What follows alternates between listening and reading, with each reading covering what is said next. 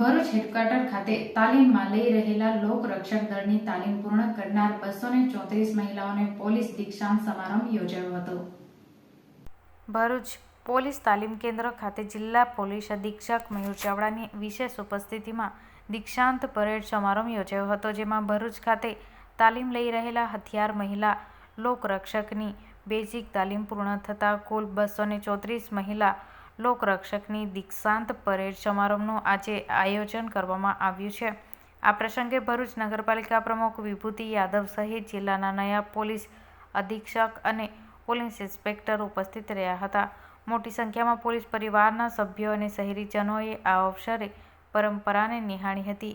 Parade દરમિયાન વાતાવરણ તાળીઓના ગડગડાટથી ગુંજી ઉઠ્યું હતું। ભરૂચ પોલીસ હેડક્વાર્ટર ખાતે 234 મહિલાઓનું આજે દીક્ષાંત પરેડ હતી।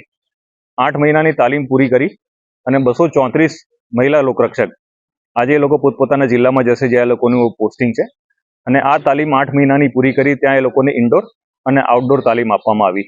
અને ઇન્ડોર તાલીમમાં વ્યાખ્યાતાઓ દ્વારા એ લોકોને અલગ અલગ વિષયો ઉપર લેક્ચર્સ આપવામાં આવ્યા હતા, આઈપીસી, સીઆરપીસી, એવિડન્સ એક્ટ અને અન્ય કાયદાઓ દ્વારા। અને આઉટડોરમાં એ લોકોને ડ્રિલ્સ, વેપન ટ્રેનિંગ એ આપવામાં આવી હતી। અને તમામ તાલીમ પૂરી કરી આજે એ લોકો પોતાની ફિલ્ડમાં જઈ અને મહિલા સશક્તિકરણનો એક દાખલો પ્રસ્થાપિત કરશે।